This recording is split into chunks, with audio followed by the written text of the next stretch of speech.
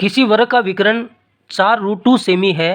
दूसरे वर्ग का विकर्ण ज्ञात कीजिए जिसका क्षेत्रफल प्रथम वर्ग के क्षेत्रफल का 2 गुना है। पहले वाले वर्ग का विकर्ण हमें दिया गया है, दूसरे वर्ग का विकर्ण ज्ञात करना है। दूसरे वर्ग का जो क्षेत्रफल है वो पहले वाले वर्ग के क्षेत्रफल का 2 गुना है। तो हम 2 वर्ग बना लेते हैं। पहले वाले वर्ग का विकर्ण हमें दिया है 4√2 सेमी, तो दूसरे वाले विकर्ण का मान हमें ज्ञात करना है। इस वाले विकर्ण का मान ज्ञात करना है। इसका जो क्षेत्रफल होगा ना, दूसरे वर्ग का क्षेत्रफल, वो पहले वर्ग के क्षेत्रफल का 2 गुना है, तो इसके साथ 2 का गुना कर देते हैं। इसकी भुजा का मान हम निकाल सकते हैं। कैसे? जब विकर्ण का मान दिया हो और भुजा का मान निकालना हो तो इसका फॉर्मूला होता है विकर्ण अपॉन 2 √2। विकर्ण अपॉन √2 भुजा निकालने का फॉर्मूला है। विकर्ण का मान कितना दिया है? 4√2 सेमी, और अपॉन √2, √2 से √2 कैंसिल होगा तो भुजा का मान 4 सेमी आएगा।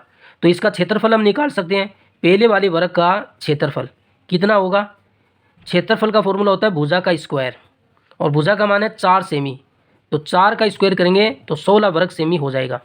इसका जो क्षेत्रफल है वो 16 वर्ग सेमी आ गया। तो दूसरे वर्ग का क्षेत्रफल क्या हो जाएगा? पहले वाले वर्ग के क्षेत्रफल का 2 गुना, तो 16 को 2 से गुना करेंगे तो 32 वर्ग सेमी हो जाएगा। इसका क्षेत्रफल इतना है, तो हम इससे इसकी भुजा का मान निकाल सकते हैं। तो क्षेत्रफल क्या होता है? भुजा स्क्वायर होता है, और इसका मान दिया है 32 वर्ग सेमी।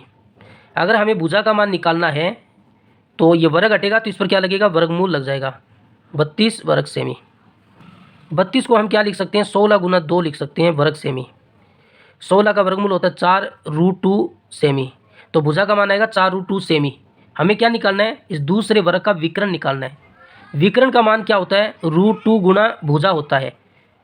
√2 गुना भुजा का मान कितना है? 4√2। 4√2 सेमी, √2 का √2 से गुणा करेंगे तो 2 आएगा, और मल्टीप्लाई 4 का 2 से गुणा किया तो 8 सेमी इसका विकर्ण आएगा, और ऑप्शन डी इसका सही होगा।